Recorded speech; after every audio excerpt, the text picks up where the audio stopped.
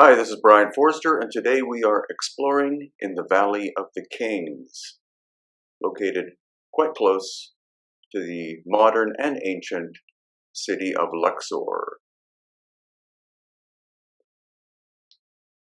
So in order to get to the Valley of the Kings and the tombs, you have to ride in these little train-like things, and it takes about 20 minutes or less to get from the visitor area to this very desolate, as you can see, complex. Of course, the Valley of the Kings was chosen as a royal burial place because of its incredible dryness and the fact that the temperature inside of the tombs is naturally climate controlled. But the biggest mystery that we're going to explore is the fact that I find it highly unlikely that the dynastic Egyptians carved these huge gallery spaces in the limestone bedrock. I think they were an inheritance from a much older, technologically advanced civilization. Because how you could possibly hack these out by hand, I have no idea whatsoever.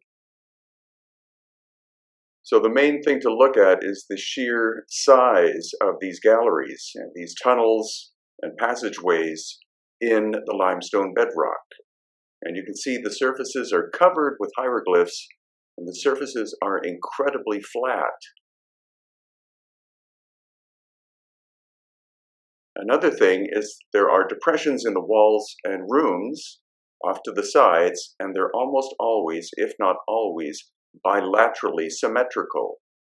So here you see a niche on one side and a niche on the other side in exactly the same position.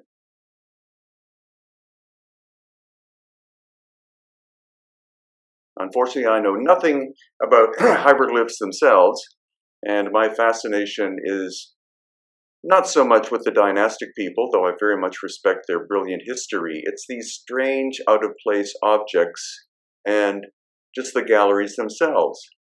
Now here is a massive granite box with crude hieroglyphics carved on the surfaces in comparison to the box itself. And how was that box created? The granite for the box almost undoubtedly came from Aswan, which is to the south, and I would estimate that that box by itself weighs approximately 60 tons. Also, there is catastrophic damage to each of the boxes that we looked at. Is this the result simply of tomb robbers, or something more catastrophic that happened in pre-dynastic times, the evidence of which we see in places like Karnak and Tanis and the Ramesseum and other locations? So once again, it's the sheer sense of scale of these massive tunnel systems that go into the bedrock in the Valley of the Kings, and of course all of the Valley of the Queens as well. And we've recently learned that the Valley of the Kings and Valley of the Queens are connected by a series of tunnels. If you want to, you can pay an optional fee and go see Tutankhamun's burial, which is actually quite small. But it's these massive ones that I find particularly fascinating. Just the sheer volume and sense of scale.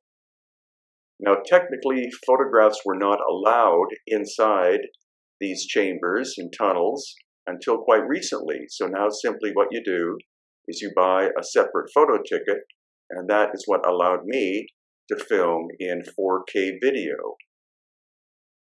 So that's one of the wonderful things about present-day Egypt, is that places that used to be forbidden access are now open. Now there you can see an interesting niche, and that niche area was stopped in terms of construction, and instead they had to go to the right because supposedly they knew that there was another tunnel system right behind that niche. So in order to create a separate tomb area, they had to make it jog to the right.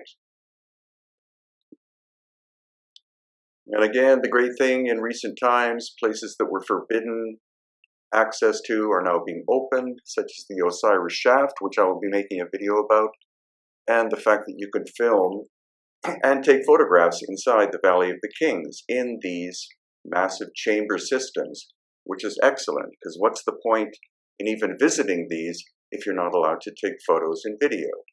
And how far does this tunnel system go, is my question. We weren't given access to the entire system, but some of these are much more extensive than even what I have been able to film here, what you're looking at. There you see some soot on the ceiling, probably from dynastic or later times, from people living inside, or maybe tomb robbers being in there. Beautiful bright colors. Most of these colors are the original from dynastic times. They haven't been retouched, but they're still brilliant.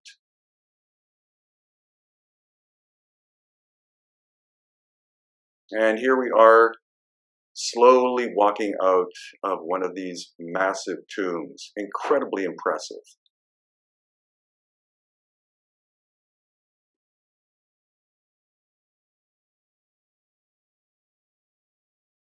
And this is quite possibly one of the most amazing of the ancient tomb systems, which is accessible with the standard fee that you pay when you go into the Valley of the Kings. This is Merenptah's tomb, and it is hundreds of feet long, carved into the bedrock of limestone.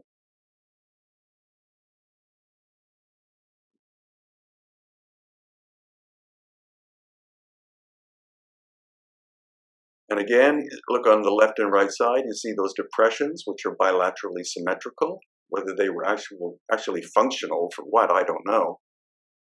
But it's the sense of scale which completely blows me away about exploring. We just keep descending and descending and descending into Merenptah's tomb.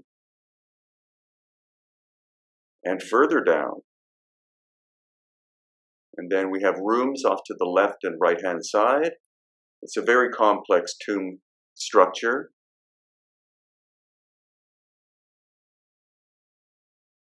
And down we go. Hundreds of feet.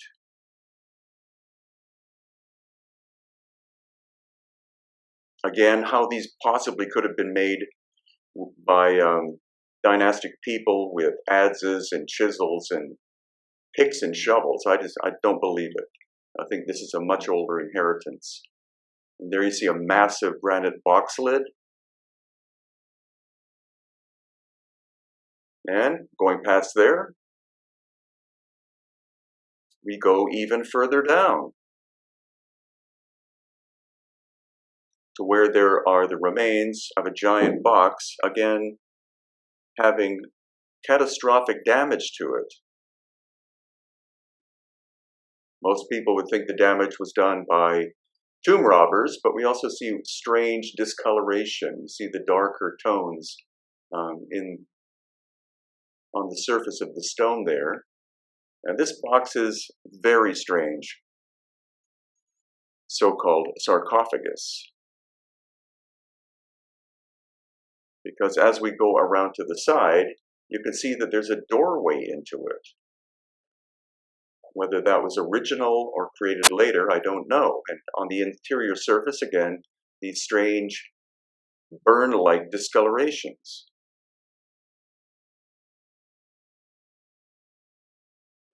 And then this magnificent sarcophagus made of granite.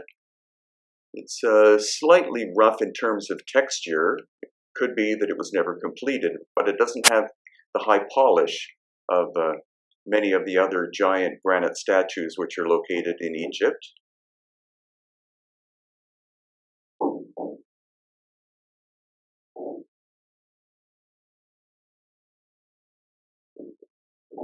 Just a beautiful, beautiful functional sculpture.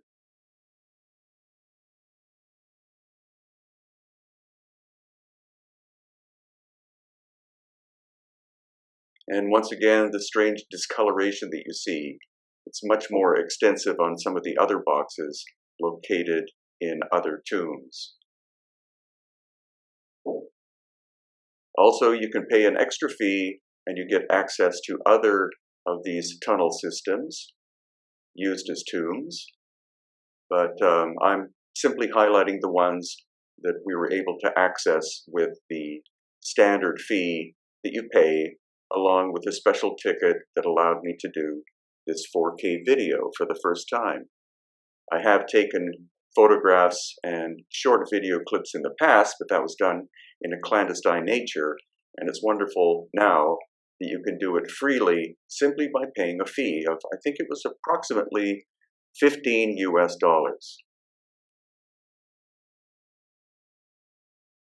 So again, the main part of this video is simply to show you the sense of scale of these huge tunnel systems in the Valley of the Kings.